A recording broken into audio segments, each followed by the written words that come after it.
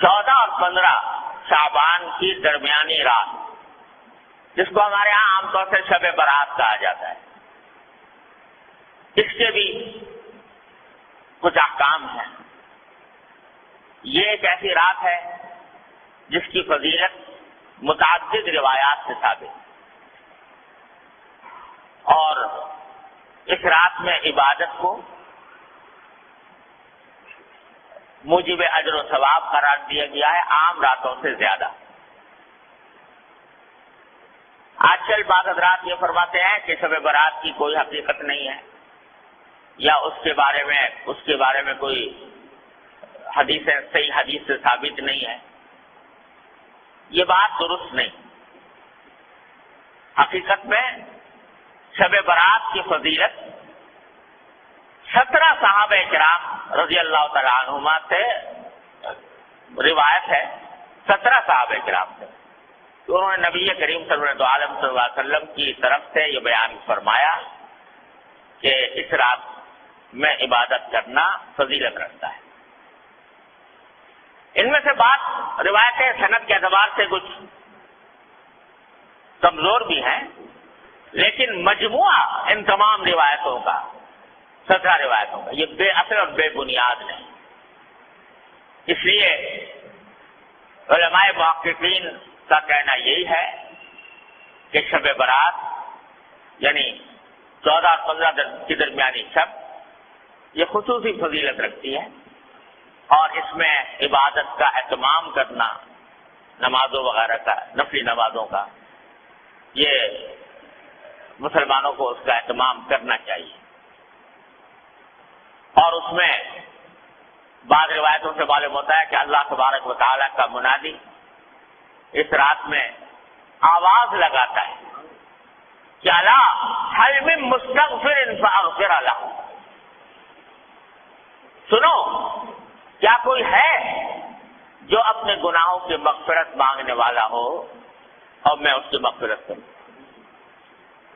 هل من مبتلا فاعافیہ، ہے کوئی مبتلا مصیبت، مشکلوں میں مبتلا، جس کی مصیبت کو میں عافیت سے تبدیل کروں۔ یہ ساری رات اللہ تبارک و تعالیٰ کی طرف سے اعلان ہوتا رہتا ہے۔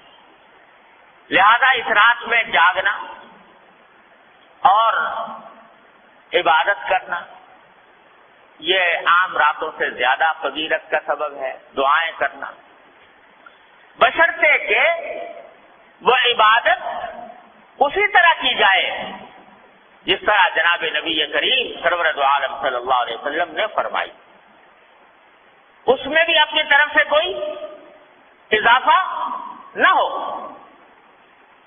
جیسا ابھی میں نے بتایا، مثالیں دی آپ کو کہ اپنی طرف سے اضافہ کوئی شریعت میں مقبول نہیں۔ کل محدثۃ بدعہ وکل بدعۃ ضلالہ، ہر نئی بات جو انسان دین میں پیدا کرے وہ بدعت ہے، اور ہر بدعت گمراہی۔ تو شیطان تو انسان کے پیچھے لگا ہوا ہی ہے، اسے دیکھا کہ یہ رات فضیلت والی آنے والی ہے، تو اس فضیلت والی رات میں مسلمان متوجہ ہوں گے، اللہ تعالیٰ کی طرف رجوع کریں گے، عبادتیں کریں گے، دعائیں مانگیں گے، تو میرا تو گھاٹا ہو گیا۔ لہذا اس نے ایسے ایسے طریقے ایجاد کروا دیے کہ لوگ جو ہے عبادت سے ہٹ کر ان طریقوں میں لگ جائیں، اور ان کی وجہ سے اس رات سے جو فائدہ اٹھایا جا سکتا تھا وہ نہ اٹھاتا۔ کیسے طریقے گھڑ لیے کہ بھائی نماز پڑھو یا نہ پڑھو، شب برات کا حلوہ ضرور پکاؤ۔ وہ نماز پڑھو یا نہ پڑھو، عبادت کرو یا نہ کرو، لیکن حلوہ پکانا ضرور فرض۔ اگر کوئی نہ پکائے تو قابل ملامت ہے، بھائی اس کے گھر تو شب برات کا حلوہ بھی نہیں پکتا، یہ بڑا وہابی ہے، یہ جو ہے ایسا کنجوس ہے، بخیل ہے کہ اس کے گھر میں حلوہ ہی نہیں پکتا۔ اب کوئی خدا کا بندہ پوچھے کہ بھائی حلوے کا کہیں ذکر قرآن میں، حدیث میں، صحابہ کرام کے تعامل میں کہیں ہے کہ بھائی شب برات کے دن حلوہ پکنا چاہیے.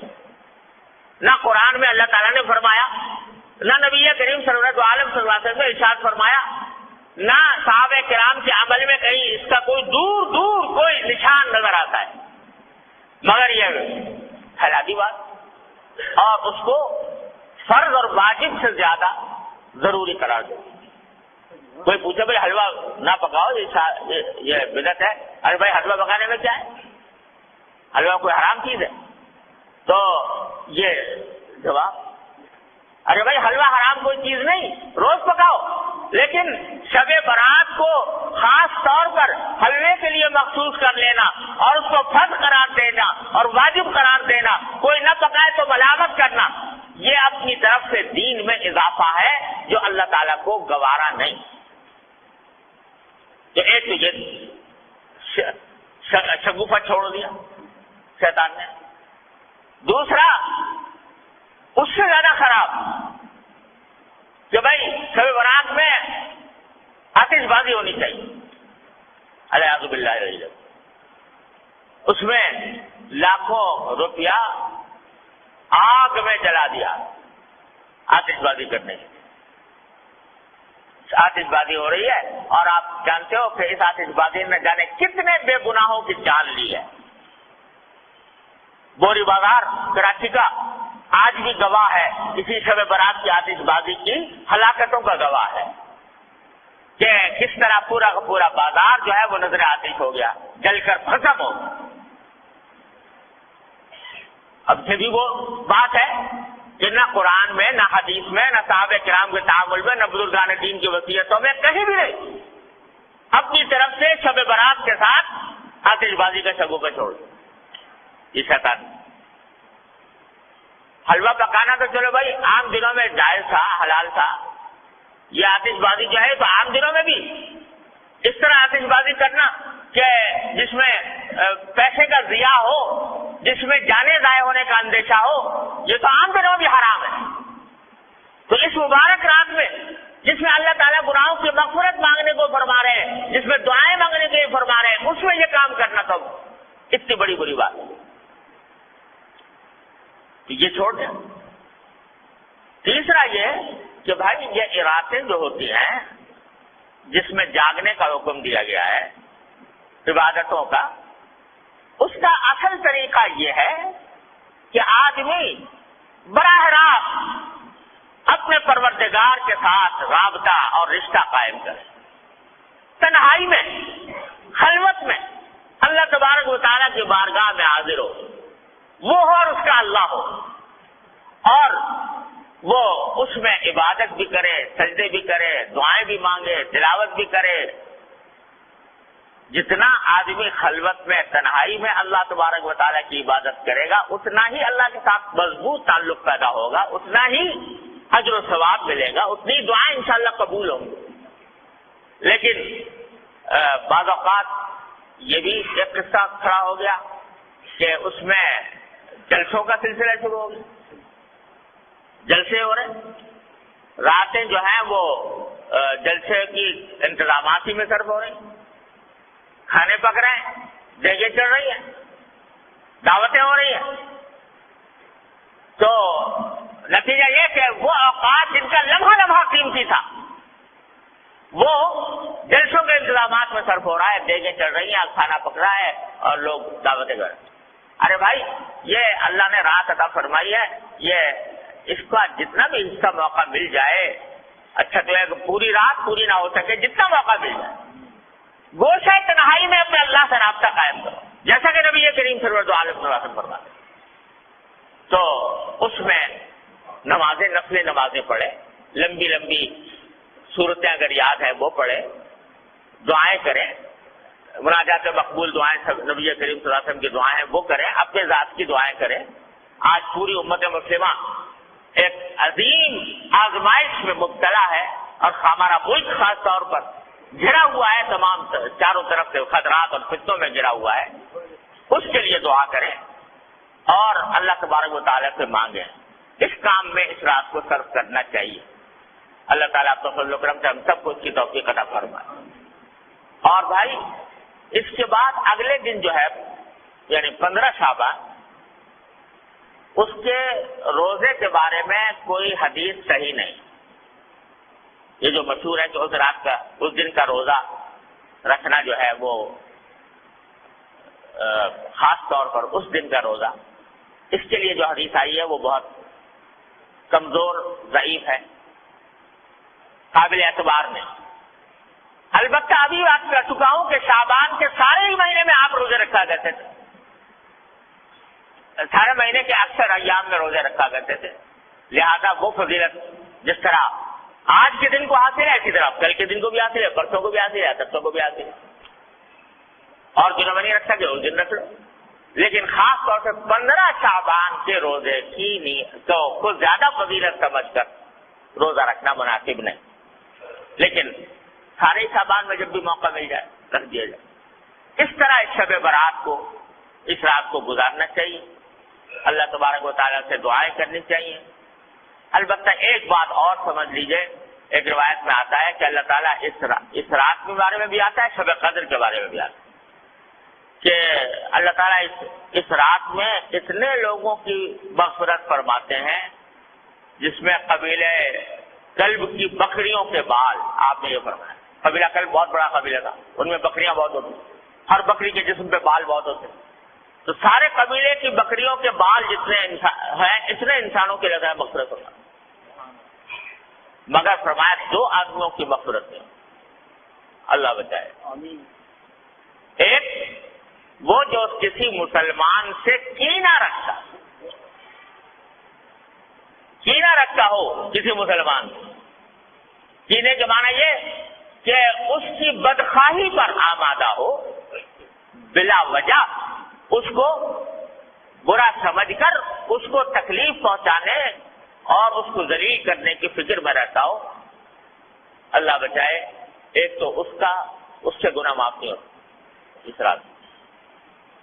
اور ایک فرمایا وہ جو اپنے پاجامہ، شلوار، پتلون جو بھی پہنے ہوئے ہے اس کو ٹخنوں سے نیچے لٹکائے.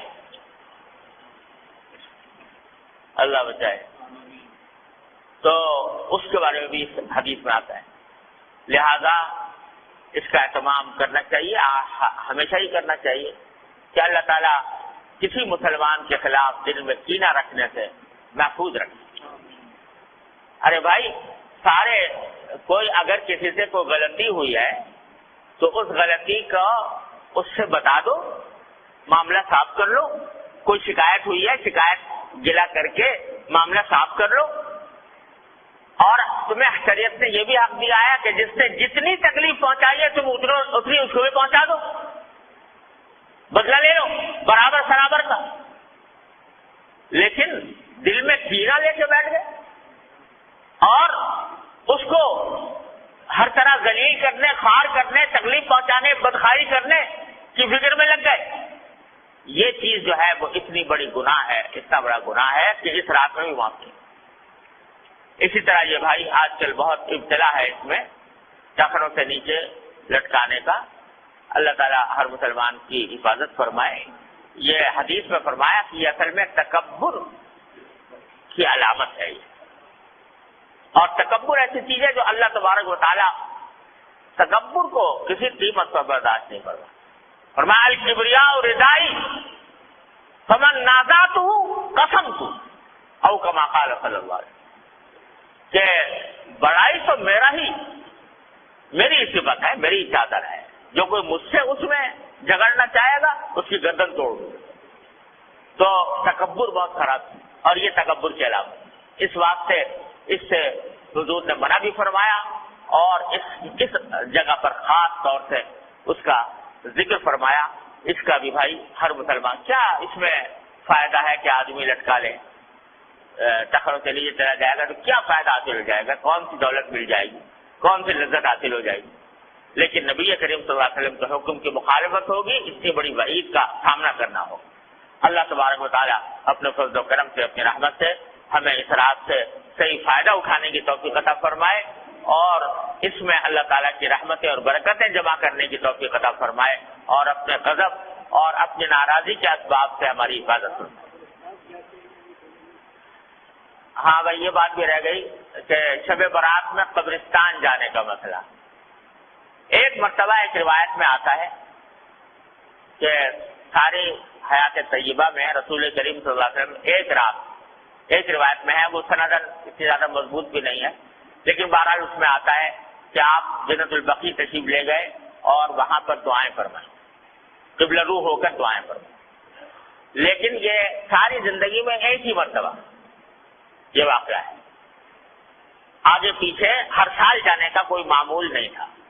لہذا اگر کوئی شخص جائے اس نیت سے کہ ایک مرتبہ حضور تشریف لے گا میں بھی چلا جاتا ہوں تو کوئی حرج نہیں، لیکن اس کو ایک مستقل سنت قرار دینا کہ ہر سال جانا ضروری ہے، یہ سمجھنا درست نہیں.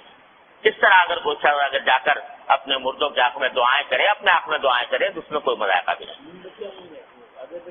نہیں، نہ موم بتی نہ اگربتی، سب ایمان کا نور چاہیے، موم بتیوں اگربتیوں کا نور. واخر دعوانا الحمدللہ رب العالمین.